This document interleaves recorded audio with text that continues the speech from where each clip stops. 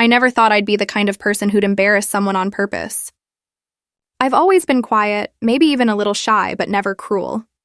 Still, sometimes life corners you into doing something you didn't think you were capable of.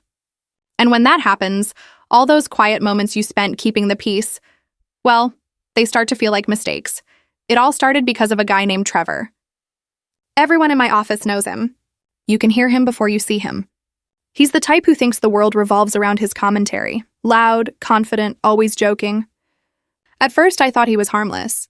Every workplace has one of those guys who keeps things light, right? But Trevor wasn't funny. Not really. His jokes always had a sting, usually directed at someone else. And for some reason, he decided that someone else was me. Now, I'm not what you'd call social. I show up, do my work, and keep my head down. I've never been the after-work drinks type. I'm more of a read on my lunch break kind of person. Maybe that's why Trevor picked me, because I didn't fight back, didn't have a crew to defend me. He started small, calling me the ghost employee because I rarely spoke during meetings. People laughed. I didn't. Then he started calling me background character. He'd say it every time I walked by, usually loud enough for the whole department to hear. Careful. Everyone, the background character's passing through, he'd say, waving like I was invisible. The first time, I laughed awkwardly, pretending it didn't bother me. The second time, I forced a smile. The third time, I just ignored him. But inside, something started to burn. I didn't want to care. I told myself he's just insecure. He's the type who needs an audience. But knowing that didn't make it easier to take. Every morning before work, I'd feel this tightness in my chest. Like I had to brace myself before walking in. Some days, I'd even sit in my car for an extra minute just to collect my thoughts. It's ridiculous how one person's words can make you feel so small. The worst part was how everyone else went along with it. Not because they were cruel, but because that's how office culture works. Someone cracks a joke, people laugh, and the person being mocked just swallows it. No one wants to be the next target. I kept telling myself, it's not worth it. Just ignore him. But one day, I couldn't. It was a Thursday, lunch hour. The break room was half empty, and I was eating alone, like usual. I remember it clearly because I had just heated up some leftover pasta and was scrolling through my phone when Trevor walked in. He was pacing, phone pressed to his ear, talking way too loud like always. At first, I wasn't even paying attention. But then I realized he had his phone on speaker. And that's when I heard it. His friend on the other end said something about last weekend, and Trevor laughed. Then he said clear as day, "Oh man, that wedding was wild. I still can't believe I hooked up with Mark's sister." I froze. Mark is one of our coworkers. Nice guy married with kids. Everyone likes him. Trevor kept talking, totally unaware that I was sitting right there, hearing everything. Yeah, dude, she was all over me. I didn't even tell her who I was until the next morning. Mark would lose it if he found out. I didn't move. Didn't breathe. I just listened, trying to process what I was hearing. He laughed again, loud and obnoxious, then ended the call and walked out without even glancing in my direction. For a while, I just sat there staring at my pasta. My mind was racing. I didn't plan anything right then. But that moment, it planted a seed. Over the next few days, every time Trevor opened his mouth, I thought about that phone call. I thought about how easily he humiliated people, how he made jokes at everyone's expense. And I thought about what it would feel like to finally shut him up. Then it happened. The perfect moment. It was Monday morning during our weekly check-in meeting. Everyone was in the conference room, coffee cups in hand, chatting before the manager arrived. Trevor was already in his usual form, making comments about how dead everyone looked. Then, as I walked in, he smirked and said, "Look who decided to join us, the background character herself." People laughed. Not maliciously, just awkwardly, but I didn't. I set down my notebook, looked straight at him, and said calmly, "You should probably stop talking about people's sisters on speaker if you don't want to be the main character." The room went silent. I mean, you could have heard a pin drop. Trevor blinked. His smile vanished. His whole face changed, confused, pale, almost scared. "What are you talking about?" he asked. I tilted my head just a little. You know, and that was it. I didn't say another word. Everyone was looking around, whispering. Someone even laughed nervously, like they weren't sure if I was serious. But Trevor didn't say another thing. He hasn't said a word to me since. At first, I felt powerful, like I had taken back something he'd stolen from me. But later that night, as I replayed the moment in my head, something didn't feel right. Because for the first time, I had been the one to humiliate someone else. And that feeling, well, it stuck with me longer than I expected. For a few days after that meeting, the office felt like a different place. People looked at me differently, not in a bad way, just surprised. The quiet one had finally said something. And not just something that hit hard. Trevor kept his distance. He stopped hanging around my desk, stopped calling me names, stopped trying to get laughs at my expense.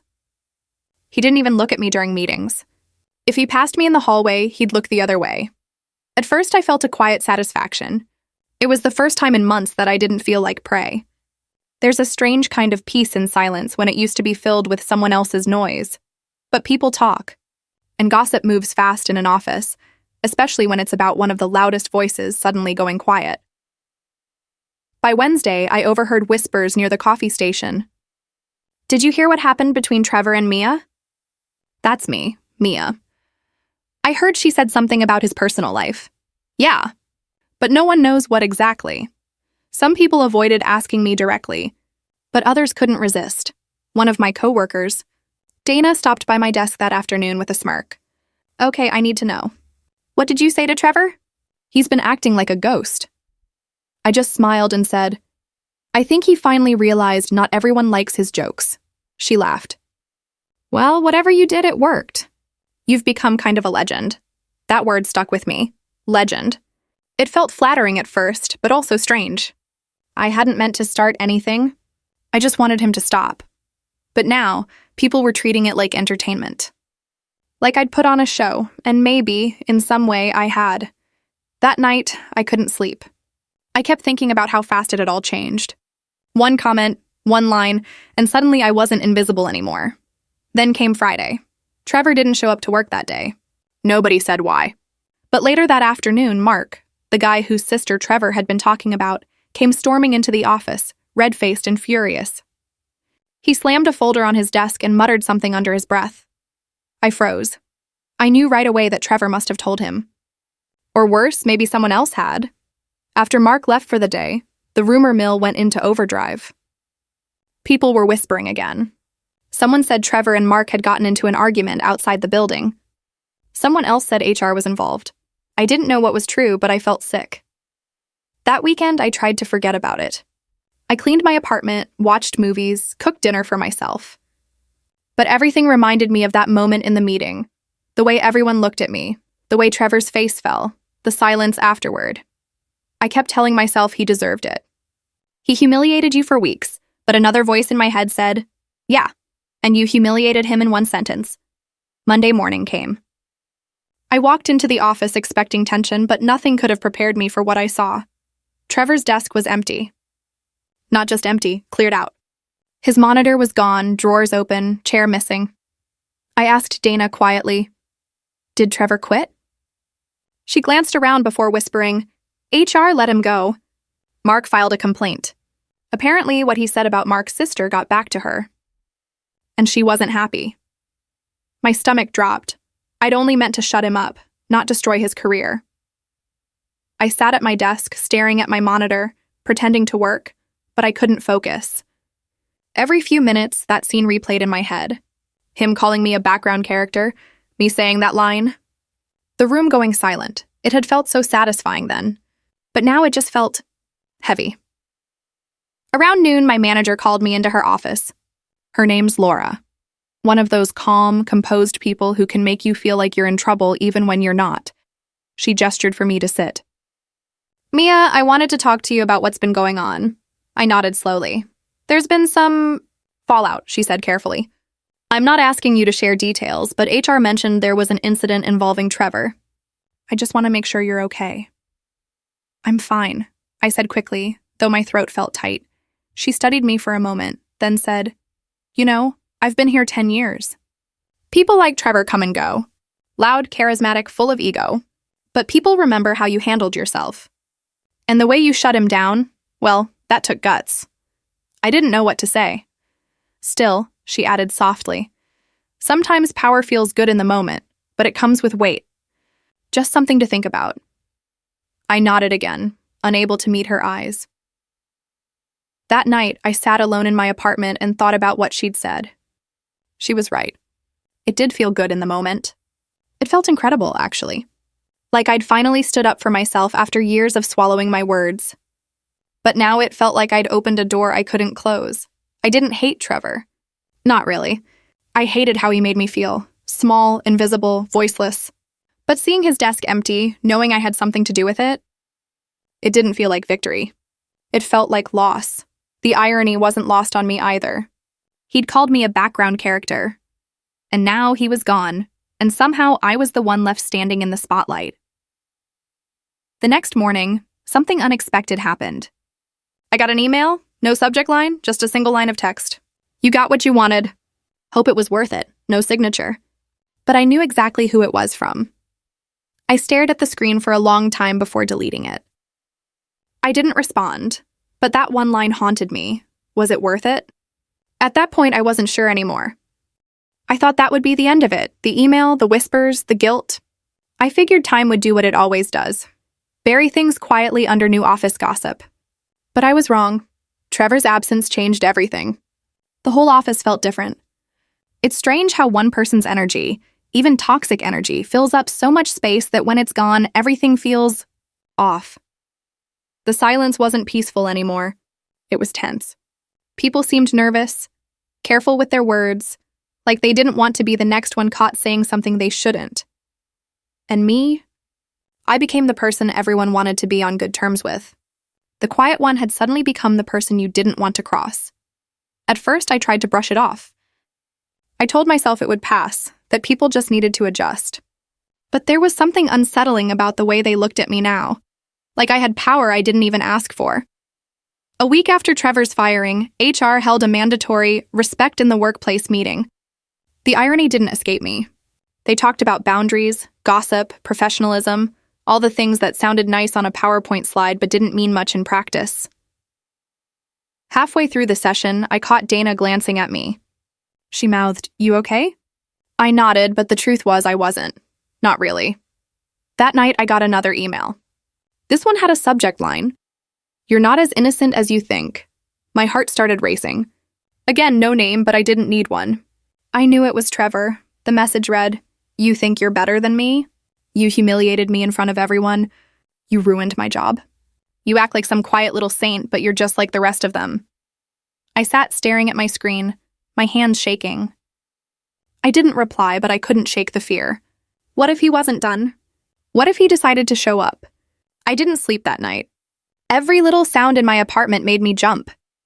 The next morning, I told myself I was being paranoid. He'd been fired, not arrested. There was no reason for him to come after me. But I still found myself looking over my shoulder on my way to work. When I got to the office, I went straight to HR. I showed them the emails. They confirmed Trevor had been terminated and was restricted from contacting anyone at the company. They said they'd handle it and reassured me I was safe. But even after that, the unease lingered. Days turned into weeks. The emails stopped, but the atmosphere didn't go back to normal. I felt like I'd become part of the office folklore, a story people told in hushed tones. Then, one afternoon, Mark approached me. He hadn't said much to me since the incident, and I didn't blame him. When he stopped by my desk, I could feel the tension right away. "Hey," he said quietly. "Can we talk for a second?" I nodded and followed him to a quiet corner near the elevators. He ran a hand through his hair, clearly uncomfortable. "I just wanted to say, I know what happened wasn't your fault. I shouldn't have reacted the way I did. I didn't say anything, just waited," he sighed. "My sister called me after everything blew up. She told me the whole story. Apparently, Trevor bragged about it to his friend, and the friend's girlfriend overheard and told someone else. So yeah, it spread fast. It wasn't just you. That hit me like a wave of relief I didn't even know I needed. I hadn't been the only link in the chain. Still, I said, "I'm sorry. I didn't mean for it to go that far." He nodded. I know, he kind of dug his own grave. "Still, I wish it hadn't happened that way." "Me too," I said softly. As he walked away, I realized something I hadn't before. The whole situation, the gossip, the humiliation, the revenge, it had changed all of us. None of us were the same anymore. That night, I found myself journaling, something I hadn't done in years. I wrote everything down. What he said, what I said, how it felt. Somewhere between the lines, I realized I hadn't just wanted him to stop. I'd wanted to be seen. I'd been invisible for so long that when the chance came to flip the script, I took it without thinking about the consequences. And now that I was visible, I didn't know how to handle it. A few weeks later, something unexpected happened. HR sent out a memo that they were hiring someone new to replace Trevor. When I saw the name, my stomach turned. Ethan. That name meant something. He was someone I'd known years ago, back at my old job. He'd been a manager then, and to be honest, one of the few people who ever noticed me. We'd had this unspoken connection, but nothing ever happened. I left that job before anything could. Now, years later, he was coming to work here. When he walked in on his first day, it was like time folded over itself. He looked older, calmer, more grounded. When our eyes met, he smiled. "Mia? Wow, it's been a long time." I smiled back, but inside my heart was racing. Having him there changed the tone of everything. He had this steady presence, the kind that drew people in without needing to talk much. He reminded me of who I used to be before I let bitterness take over. Over the next few weeks, we started talking again.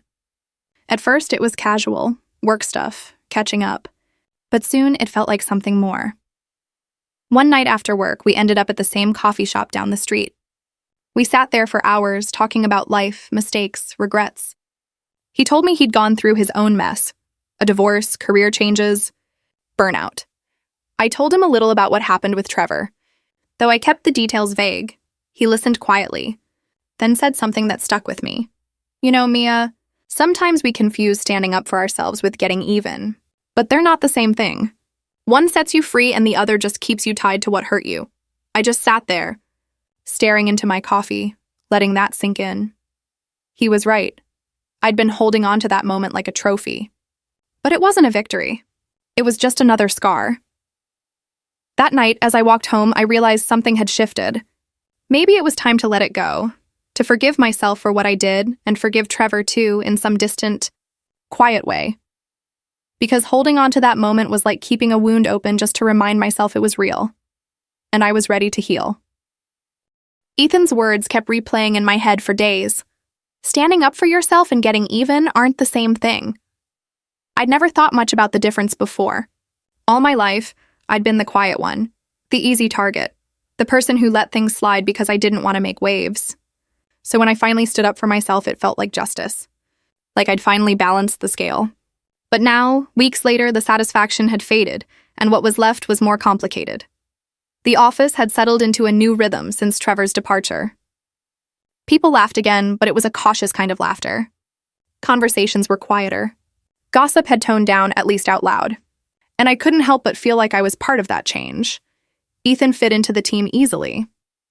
He was calm, fair, and knew how to handle people without making them feel small. Watching him work reminded me what leadership should look like. He never raised his voice, never talked over anyone, but somehow he always had people's attention. He started eating lunch with me sometimes. At first it was casual, a sandwich at the park bench across from the building, or a quick bite in the break room. But soon it became a routine. We'd talk about music, movies, books, real conversations, not the kind of shallow chatter that fills most workdays. One afternoon, after everyone had left, I stayed late to finish a report. Ethan was still there too, sitting across from me. The office was quiet, just the hum of computers and the soft tapping of keyboards. He looked up from his screen and said, "Can I ask you something personal?" I hesitated. "Sure.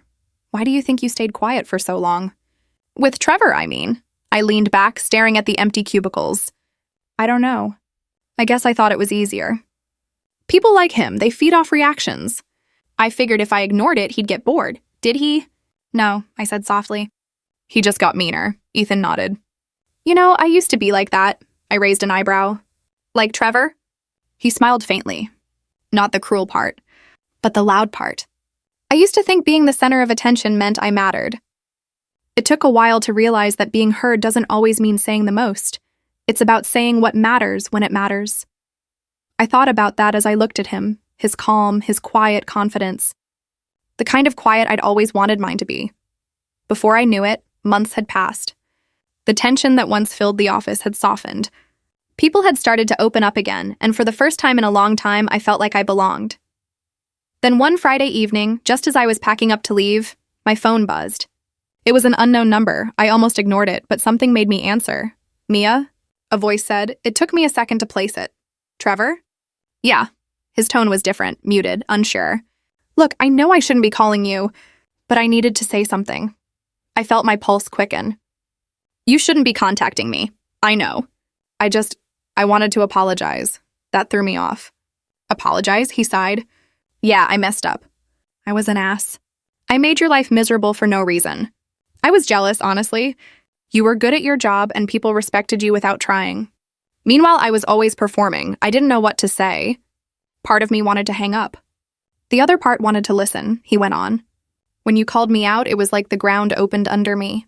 I hated you for it. But after everything that happened, I get it now. I deserved it." There was a long pause. Finally, I said, "I didn't mean for you to lose your job." "I know," he said quietly. "That wasn't your fault. I did that to myself. I guess I wanted to hear your voice. To know you're okay. I didn't realize until then that I'd been holding my breath." "I'm okay," I said finally. "Better than before?" He let out a small, tired laugh. "Good. I'm glad." And just like that, he hung up. I sat there for a while, staring at my phone, unsure how to feel. Relief, maybe. Or closure. When I told Ethan about it later, he listened without judgment. "That's a good thing," he said. He faced what he did. "Yeah," I said. "But I didn't expect it to feel this heavy," he smiled softly. "That's because you're not the kind of person who enjoys revenge. You just wanted peace." He was right again. That night, as I walked home, the air felt lighter. The city was buzzing with life. People laughing, cars passing, a soft breeze cutting through the noise. For the first time in months, I didn't feel like the background character. I felt like someone real, someone whole. A few weeks later, Ethan asked me out. Not for coffee or lunch, but for dinner. A real date. It wasn't awkward or forced. It just felt natural. We talked for hours, and at one point he said, "You know, I used to think strength was loud. That being bold meant being the one everyone heard. But you have this quiet kind of strength." "It's rare," I smiled. "You make it sound poetic." "It's just the truth," he said. After that night, something shifted between us. It wasn't dramatic. It was slow, steady, and kind. Months passed, and our connection grew stronger. And somewhere along the way, I realized that what started as a story about revenge had turned into something else. A story about finding my voice, my confidence, and maybe even love. Trevor's chapter in my life had closed. Not perfectly, not cleanly, but completely. And for the first time, I wasn't angry anymore. I was grateful, because if he hadn't pushed me to my breaking point, I might never have learned how to stand up. I might never have met Ethan again. I might still be the quiet one sitting in the corner, convincing myself that invisibility was safety. But I wasn't invisible anymore. I was present, seen, heard, and I finally liked the sound of my own voice. By the time spring rolled around, everything had changed. The office no longer felt like a battlefield, and I no longer felt like a target. Trevor's absence left a space that had once been toxic, now quiet, almost peaceful. But more importantly, I had changed. I stopped letting little things slide, yes, but I also stopped holding grudges. I realized that revenge feels good in the moment, but it doesn't free you. It chains you to what hurt you. That lesson stuck with me, quietly reshaping how I approached everything in my life. Ethan and I had grown closer. Our dinners became a routine. Weekends turned into long walks, conversations stretching into the night. I found myself laughing more, sharing more, feeling alive in ways I hadn't in years. He had this way of making you feel like your thoughts mattered, like your presence actually mattered. And after months of feeling invisible, that was intoxicating. One afternoon, while we were walking through the park, I remembered the exact moment that had started it all. The break room, Trevor on the phone, me realizing he could finally be confronted. I looked at Ethan and laughed softly. "I can't believe that's where this all began," I said. He smiled. "Sometimes the things that hurt us the most open the doors we never knew existed." I nodded. It was true. If Trevor had never pushed me, I might never have stood up for myself. I might never have found my confidence. I might never have met Ethan again. Back at work, people treated me differently now, not because I'd humiliated Trevor or become some legend in office gossip, but because I'd grown into myself. My voice mattered, my opinions mattered, and I no longer felt invisible. Mark, surprisingly, became a quiet ally. He never brought up what happened, but there was a subtle acknowledgement in his gestures, a nod, a smile, like we shared a secret without ever speaking it aloud. Sometimes I thought about Trevor, not with anger, not with hatred, but with understanding. He was a person too, flawed in ways that ultimately led to his downfall. I didn't wish him harm anymore. I just wished he could have learned the same lessons I had. The final turning point came one evening when I received an unexpected invitation. It was from a local art gallery, a small exhibit showcasing young talent. Ethan had known the curator and had gotten us both tickets. We walked through the gallery, surrounded by vibrant paintings and photographs, and I felt a rush of gratitude. Life felt full, layered, and alive in ways it hadn't when I was consumed by anger. I realized that standing up for myself hadn't just been about silencing someone else. It had been about claiming my own story, stepping into the role of the protagonist in my own life. As we left the gallery, Ethan took my hand. "You've come a long way," he said. I squeezed his hand back. "I think I finally know who I am." And I did. Not just the quiet girl who once felt invisible. Not just the woman who found satisfaction in revenge.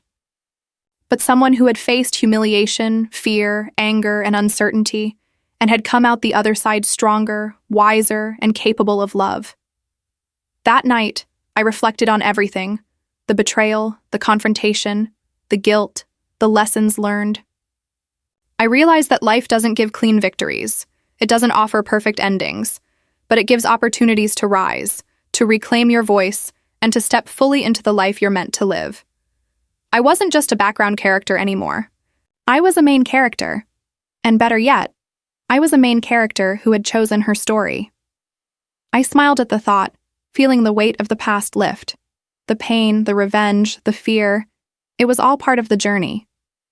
But now, I could finally walk forward unafraid. The quiet girl had learned to speak. The background character had become the protagonist, and she was ready for anything life would throw next.